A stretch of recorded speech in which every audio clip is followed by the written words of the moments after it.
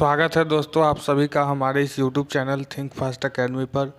मेरा नाम करण कुमार है और आज हम लोग क्लास 10 का बायोलॉजी का फर्स्ट चैप्टर जो कि है लाइफ प्रोसेस जय प्रक्रम का बहुत ही इम्पोर्टेंट ऑब्जेक्टिव क्वेश्चन का एक DPPS लेकर आए हैं।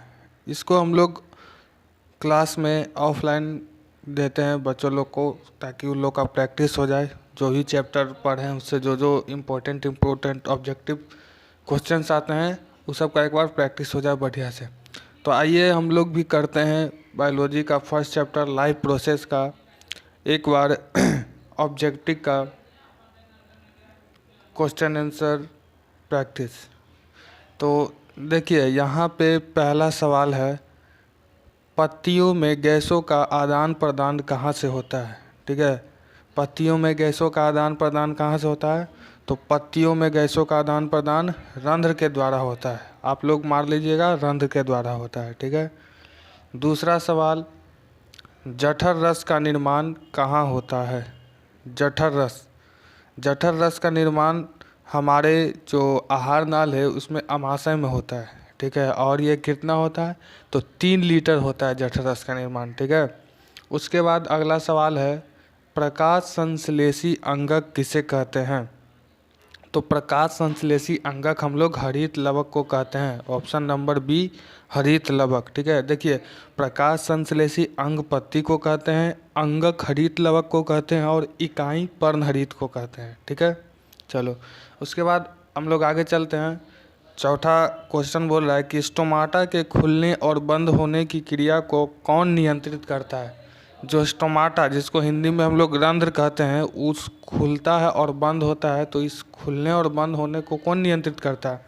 तो इसको नियंत्रित करता है द्वार कोशिकाएं। जी हाँ, इसको इंग्लिश में हम लोग गार्ड सेल्स कहते हैं। यही नियंत्रित करता है कि स्टोमाटा कब खुलेगा और कब बंद होगा। ठीक है। उसके बाद अगला सवाल है, कौन सा एंजाइम वसा पर क्रिया करता है? ठीक है, एंजाइम जो है कौन सा एंजाइम है जो वसा पर क्रिया करता है? तो मैं आपको बता दूं कि जो लाइपेज एंजाइम है ये वसा पर क्रिया करता है। एंजाइम क्या होता है? तो एंजाइम हमारे शरीर में समझो तो एक लिक्विड है छोटा सा। ठीक है, जो क्या करता है? पाचन में मदद करता है। ठीक है। कवक में पोषण की कौन सी विधि पाई जाती है? तो कवक में पोषण का मृतजीवी पोषण है वो विधि पाया जाता है। ठीक है, पोषण जो होता है 2 प्रकार का, स्वपोषण और विषम पोषण, जिसको पर पोषण भी कहते हैं। ठीक है, ये पर पोषण 3 प्रकार का फिर होता है, मृतजीवी, समभोजी, प्राणी समपोषी। तो जो कवक है उसमें पोषण होता है मृतजीवी पोषण होता है। ठीक है। उसके बाद अगला सवाल बोल रहा है, पित्त रस कहाँ से स्रावित होता है? ठीक है, तो पित्त रस स्रावित होता है यकृत से। कहाँ से स्रावित होता है? यकृत से। ठीक है। उसके बाद आगे हम लोग चलते हैं, अमीबा अपना भोजन किसके द्वारा पकड़ता है? ठीक है, तो अमीबा अपना जो भोजन कूटपाट के द्वारा पकड़ता है। कैसे पकड़ता है? कूटपाट के द्वारा। ठीक है। सभी हरे पौधे होते हैं, जितना भी हरा पौधा है क्या है? तो जितना भी हरा पौधा है सब स्वपोषी होता है। ठीक है, सब में स्वपोषण द्वारा होता है। उसके बाद आगे हम लोग चलते हैं। अगला सवाल बोल रहा है कि ग्लूकोज का रासायनिक सूत्र क्या होता है? तो ग्लूकोज का रासायनिक सूत्र होता है C6H12O6, C6H12O6। ठीक है, यही ग्लूकोज का रासायनिक सूत्र होता है। ठीक है। उसके बाद अगला सवाल दिया हुआ है, भोजन का पाचन किस प्रकार की अभिक्रिया है?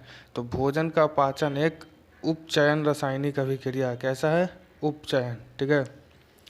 उसके बाद अगला सवाल है, कूटपाट किस में पाया जाता है? ठीक है, तो कूटपाट पाया जाता है अमीबा में। अभी जस्ट हम लोग पहले देखे थे, तो ये अमीबा में ही क्या होता है? कूटपाट द्वारा भोजन का अंतर्ग्रहण होता है। उसके बाद नेक्स्ट सवाल है, प्रकाश संश्लेषण होता है रात में दिन में? तो प्रकाश संश्लेषण हमेशा दिन में होता है, क्योंकि दिन में ही सूर्य निकलता है, रात में नहीं निकलता है। ठीक है। उसके बाद स्वपोषी पोषण के लिए क्या आवश्यक है? तो स्वपोषी पोषण के लिए 4 चीज़ का आवश्यक है, CO2, क्लोरोफिल, सूर्य का प्रकाश, इनमें सभी। तो सभी है, जल ऑप्शन में नहीं दिया हुआ है लेकिन सभी होगा। ठीक है। दांत के ऊपरी परत को क्या कहते हैं? तो देखिए दांत का 2 परत होता है, ऊपरी परत को हम लोग इनामेल कहते हैं और निचली परत को कहते हैं डेंटाइन। तो क्या हो जाएगा? दांत का ऊपरी परत इनामेल। ठीक है। उसके बाद अगला प्रश्न बोल रहा है कि प्रोटीन को पेप्टोन में कौन बदलता है? तो प्रोटीन को बदलता है पेप्टोन में पेप्सिन। ठीक है। फिर नेक्स्ट क्वेश्चन देख लें, वायुमंडल में CO2 का कितना प्रतिशत है? तो वायुमंडल में CO2 का 0.0% है, 0.03, ऑप्शन नंबर सी, ठीक है। उसके बाद नेक्स्ट सवाल बोल रहा है, प्रकाश संश्लेषण द्वारा किसकी प्राप्ति होती है? तो प्रकाश संश्लेषण द्वारा प्राप्त होता है ग्लूकोज का। किसका प्राप्त होता है? ग्लूकोज का। इसके बाद कुछ ऑब्जेक्टिव प्रश्न दिया हुआ है जो कि आप लोग कर सकते हैं, इसको बना सकते हैं। हरित लवक किस भाग में प्रकाश संश्लेषण की क्रिया होता है, ठीक है। तो ये सब आप लोग को कर लेते हैं, कर लें, ठीक है। ई जो हम बनाए हैं DPPSC बायोलॉजी का फर्स्ट चैप्टर जय प्रक्रम का है। हमको मतलब जो जो इम्पोर्टेंट लगा या फिर जो हम इसमें दिए हुए हैं वो अधिकतर बार एग्ज़ाम में पूछ चुका है और इसको हम इसीलिए बनाए। इसको अगर आप लोग एक बार प्रैक्टिस कर लेते हैं तो आपका जो फर्स्ट चैप्टर लाइफ प्रोसेस इसमें समझिए तो पूरा हो गया, 100% हो गया, ठीक है। इससे बाहर आपको नहीं पूछेगा, चाहे ऑब्जेक्टिव हो चाहे सब्जेक्टिव हो। सब्जेक्टिव भी देख सकते हैं, यहाँ पे लिख दिए हैं, ठीक है। सब्जेक्टिव भी इससे बाहर नहीं पूछेगा, ठीक है। तो इन सब क्वेश्चन को आप लोग प्रैक्टिस कर लीजिएगा, बना लीजिएगा घर पे, और ऑब्जेक्टिव को याद कर लीजिएगा, ठीक है। आई होप कि वीडियो आपको अच्छा लगा होगा और आपके लिए मददगार होगा, ठीक है। तो मिलेंगे हम लोग फिर नेक्स्ट क्लास में।